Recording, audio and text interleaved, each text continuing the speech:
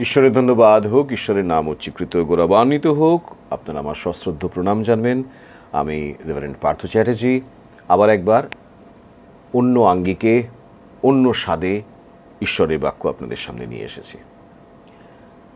যদি আমার বলা ঈশ্বরের বাক্য যদি আপনাদের হৃদয়ে অনুরণন তোলে, যদি ভালো লাগে, তাহলে অবশ্যই ঈশ্বরের গৌরবের জন্য আমার ইউটিউব চ্যানেলটাকে সাবস্ক্রাইব করবেন, বেল বাটনটাকে প্রেস করে শিওর করবেন যাতে আমার প্রত্যেকটা ভিডিও আপনাদের কাছে গিয়ে পৌঁছায়। কারণ আমার ভিডিওগুলো আপনাদের কাছে গিয়ে পৌঁছালে আপনারা যদি সেগুলো দেখেন এবং অন্যদের সঙ্গে শেয়ার করেন, তাহলে ঈশ্বরের বাক্য স্প্রেডেড হবে, সকলের মধ্যে ছড়িয়ে পড়বে এবং আমি জানবো যে আমার প্রচেষ্টা, আমার সাধনা সার্থক হচ্ছে। আজকে আমি এমন একজনকে নিয়ে কথা বলবো, বাইবেলে যাকে নিয়ে কথা বলতে সচরাচর মানুষ পছন্দ করে না, কেউ বলেও না তাকে নিয়ে কথা, সচরাচর খুব কম তার কথা উঠে আসে। আর সেই সদানিন্দিত মানুষটি হলো ইস্করিতীয় জিহুদা। আমার এই যে কবিতা লেখার স্বভাব, আমি এই কবিতা লেখার সময় বাইবেলের বিভিন্ন চরিত্রগুলোকে নিয়ে ভাবি, মানুষ হিসেবে তারা কেমন ছিল, কীভাবে কথাবার্তা বলতো, কীভাবে ভাবনা চিন্তা করতো, সেগুলোকে ধরার চেষ্টা করি, তাদেরকে আমার হৃদয়ের মধ্যে জীবন্ত করার চেষ্টা করি এবং জীবন্ত করে তাদের মতো করে ভাবনা চিন্তা করে তাদের মুখ দিয়ে কিছু বলানোর চেষ্টা করি। ঠিক সেরকম আমার মনে হয়েছিল যে ইস্করিতীয় জিহুদাও, সেও তো বাইবেলের একটা ক্যারেক্টার। যদি আমি তাকে ধরার চেষ্টা করি, তার মনটাকে ছোঁয়ার চেষ্টা করি, যে যিশুর সঙ্গে বিশ্বাসঘাতকতা করার পর, খ্রিস্টের সঙ্গে অত বড় বেইমানি করার পর তার মনোভাব কেমন হয়েছিল, সেটাকে বেস করে আমি এই ছোট্ট কবিতাটা লিখেছি, আপনাদের সামনে আবৃত্তি করব। যদি আপনাদের ভালো লাগে তাহলে অবশ্যই বারবার শুনবেন, অপরকে শোনাবেন এবং ঈশ্বরের গৌরবের জন্যে মানুষের মাঝখানে ছড়িয়ে দেবেন। Thank you so much. কবিতাটার নাম দিয়েছি জিহুদার স্বীকারোক্তি।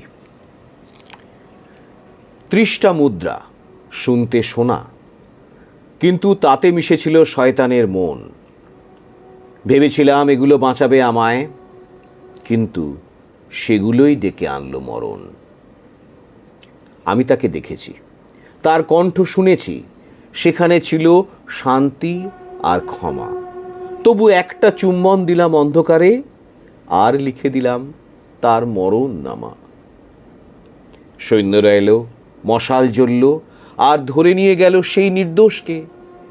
আমি বিশ্বাস হারিয়ে আমি মরে গেলাম, ঈশ্বর পরিত্যাগ করলেন আমাকে। এখন এই মুদ্রার ঝনঝন শব্দ আমার কান ফাটায়, আমার বুক পোড়ায়। ঘুম আসে না, শান্তি মেলে না, শুধুই আমার আত্মা জ্বলে পুড়ে যায়। শুনি নিজের মিথ্যার প্রতিধ্বনি, শুধুই দেখি মোর চুম্বনের অভিশাপ। আমি হাঁটছি একা, মৃত্যু ডাকছে, আমায় কুরে খাচ্ছে আমার পাপ। তবু শেষ মুহূর্তে একটা প্রশ্ন রয়ে যায়, হে দয়াময় প্রভু, তুমি শুনছ? হে ঈশ্বর, আমার জন্যে কি একটু ক্ষমা আছে, নাকি আছে করাল নরক অবিনশ্বর? ঈশ্বরের ধন্যবাদ হোক, ঈশ্বরের নাম উচ্চীকৃত গৌরবান্বিত হোক।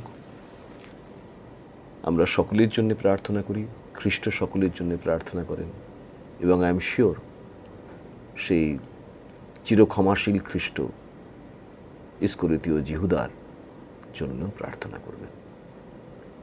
সকল পাপীরই ক্ষমা আছে তার কাছে।